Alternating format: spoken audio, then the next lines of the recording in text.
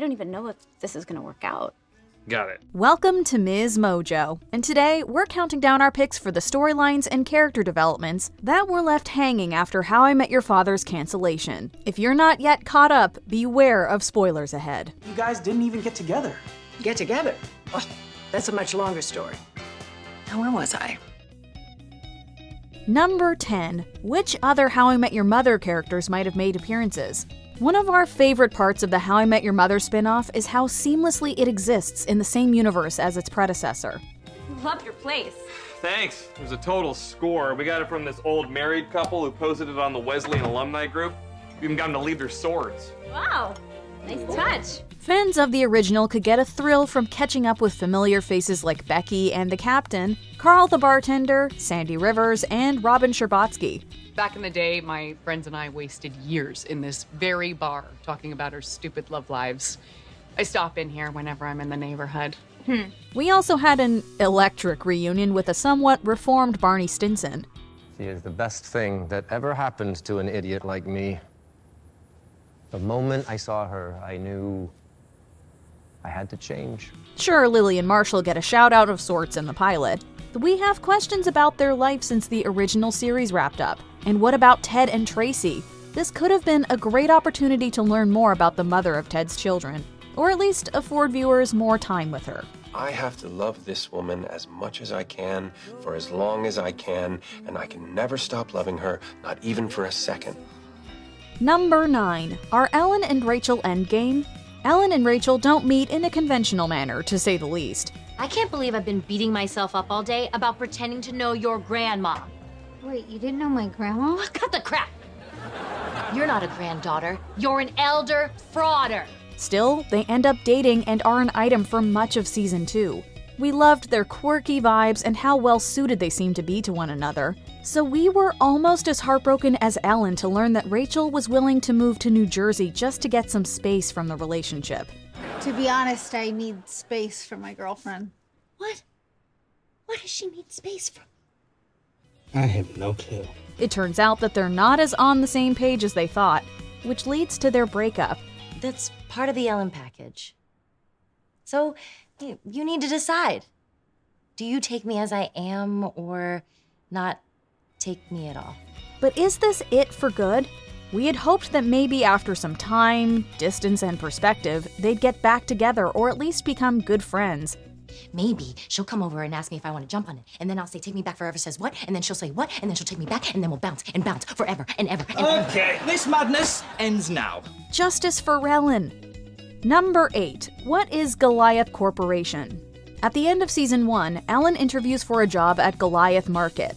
Goliath? Now where have we heard that name before? Goliath National Bank, the world leader in credit and banking. God, I love Goliath National Bank. Well, Ellen starts working for them, as does Sophie later on. As we learn, Goliath is a major corporation that delves into everything from loans to lettuce, which raises more questions than it answers. I'm Mark, the lead produce buyer. Lead produce buyer? So you're like the head of lettuce? In an interview with TV Line, one of the co-writers suggested that there was a lot more to explore here, saying, quote, "Obviously, nothing we do in that respect is accidental." Does that mean more cameos? More details about the corporation? More work-focused storylines? If you're listening, we'd like some answers, please. Hey, so now that I'm working here, are you finally gonna tell me exactly what your job is? Ha! Please. Number 7. When does Charlie have a change of heart about fatherhood? Although Valentina and Charlie started as a whirlwind London romance, there's no denying there's something real between them. Sadly, they break up at the end of the first season after Charlie reveals he doesn't see parenthood in his future. I care about you too much to not be honest with you. I'm never going to want children. Oh. Got it. In season 2, he makes it clear that his feelings have not changed. When you have kids, it's nothing but moments. It's moment after moment where you have to do exactly the right thing or risk permanently screwing someone up forever. Yet the season finale reveals that he and Valentina eventually have a son. So what made him change his mind? Does he realize he loves Val too much to let his past get between them? Does she help him understand that he doesn't have to repeat his mother's mistakes? All of the ones you're afraid to mess up and all of the ones in between. I want to do my best to make those moments right. Nothing sounds more incredible to me. Or perhaps fatherhood came unexpectedly. Either way, they make a cute family. Number 6. Were things going to heat up between Sophie and Sid? When we last left the gang, Sophie and Jesse had just gotten back together. But raise your hand if you're more of a Sophie and Sid shipper. You're not alone. Heck, even Hannah clearly picked up on some sparks between them. But I also get it. I kind of had a thing with someone too. Sophie? No. Why would you think that? Yes, they had a lot of chemistry and were both hopeless romantics. Also, in the pilot, Sophie's phone got mixed with Sid's, not Jesse's. Sounds like a meet-cute to us. But since Sid and Hannah were together, we thought we might just be grasping at straws. Well, that all changed in the Season 2 finale. Maybe Season 3 would have seen Sid turn to Sophie for comfort after his breakup, but find something more. But if it's the right person, things can work out. Number 5. Are Sophie and Jesse meant to be? Sophie and Jesse are clearly set up to be the Ted and Robin of the spin-off series. Like their predecessors, they struggled with timing and premature declarations of love. We fell asleep after an amazing night and all felt right with the world. Until... I love you, Sophie. Also, like Ted and Robin, it took some bad weather to ultimately get them together. So this begs the question, what's next for them? Are they in it for the long haul? How many times would we have seen them go from off again to on again? But Jesse and I see the world the same way, and there's been something between us since the day we met.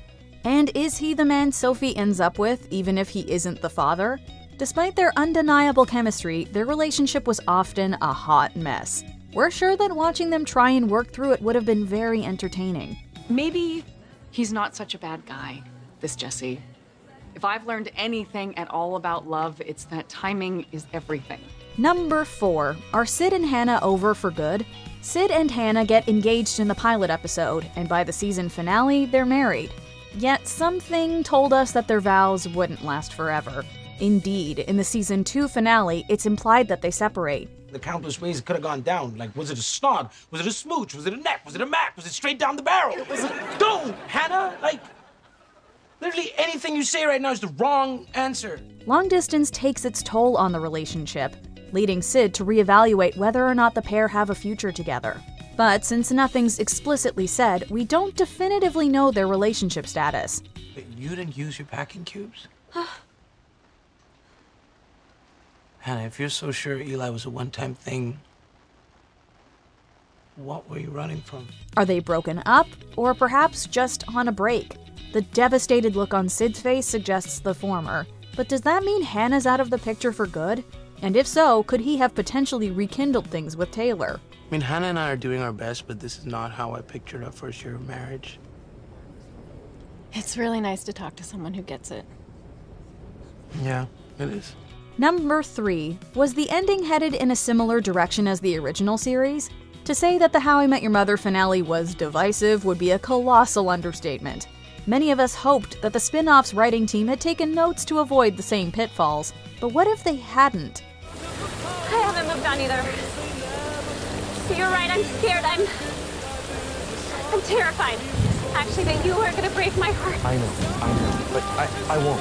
The original series brilliantly dropped hints about the mother's fate that many of us didn't even notice on first watch. But like this TikTok user, we learned to keep our eyes peeled for any hints from choice of music to implicit dialogue, and any other subtle background details. Not to mention that before they kiss, Sophie begs him not to hurt her, which I think is foreshadowing that he will unintentionally, but not because he's gonna do anything, it's because he's gonna die. Succumbing Jesse to the same fate as the mother seems controversial. We certainly have mixed feelings about this one, but the evidence is pretty compelling. That is pretty out there. Look, I think we can all agree that Madam Deb is full of it, so peace, suckers. She's never been wrong before. Number 2. How does Sophie get that perfect shot of Jesse back? In Season 1, Sophie tries to get the perfect shot to submit to the New Voices show. Eventually, she finds it when she least expects it. You're my shot. Just keep working on the car. Okay. Do you want me to do that cool pose where I look up at the sky? Nobody wants that. The photo gets accepted for the exhibition and is even purchased by a questionable couple. Sophie decides she doesn't want her work associated with such people and takes it back. I mean, men are up to their thick, hairy necks in rights, and Jesse is not the perfect masculine man. He can't even figure out how to get that picture off your wall. Look. Unfortunately, she loses her perfect photo when a taxi drives off with it. But it's hanging in future Sophie's apartment, so what's the deal? Did she manage to flag the driver down? Did it turn up in Lost and Found? Maybe she tracked down its next owners. Future Sophie promised us answers, and we want to hear the story. But if you lost the photo, how did it end up back here? Ah, a story for another time, kid. But trust me, I will get to it. Before we unveil our top pick, here are a few honorable mentions. Did future Sophie ever marry? We noticed her ring finger is bare, so what's the story there? Oh, good God, here we go. Now, like a lot of love stories back in 2022, this one starts with a Tinder date. Could this spin-off have garnered more sympathy for its predecessor's controversial ending? Perhaps future cameos and tidbits could have convinced fans to get behind Carter Bay's and Craig Thomas's divisive finale. Do not waste your time being scared, Sophie. Fear can make you run away from things that could be good, great, even things that are supposed to be a part of your story. When does Ian come back into Sophie's life? We know they had a Valentine's date, so when does that happen? And for how long do stars align this time? I freaking love Valentine's Day. He wasn't even in this story. Wait, did I miss something? Different Valentine's Day. We'll get there. Will Drew ever find his happily ever after? Or at least a moment's peace? Poor guy, fate, timing, and the writers have not been kind to him. Why wouldn't I be okay? Because you dumped me, or because my dad's probably going to prison until I'm 50, or because I got buzzed alone on oat milk white Russians in my apartment earlier today and then just wandered aimlessly around Midtown. And speaking of Drew, what happened between him and Valentina? According to Sophie, this relationship had a lot of drama, and, well, we want the tea. Wait, I didn't know they had a thing. Oh yeah, total disaster. Before we continue, be sure to subscribe to our channel and ring the bell to get notified about our latest videos. You have the option to be notified for occasional videos or all of them. If you're on your phone, make sure you go into your settings and switch on notifications. Number 1. Who's the father? How could they do this to us? The most pivotal question in the series, and they leave us hanging? I want to tell you the story of how I met your father. I already know how you met Dad. You know the basics. But it's time for me to tell you the unabridged version. In the pilot, we learn that Sophie meets the father of her child on the same night Sid and Hannah get engaged. Now, we all have our theories. Is it too obvious if it's Jesse? Are Sophie and Charlie really gonna hook up? Does Sophie finally get her chance with Ian? Will Sid and Sophie have a thing? And are there any other potential fathers we were yet to meet? And then I realized that we met at Sid and Hannah's engagement party. We did? Excuse me. You wouldn't happen to have a cell phone charger handy, would you? Oh, yeah. Rumor has it that a writer from the show revealed the answer during a stand-up set.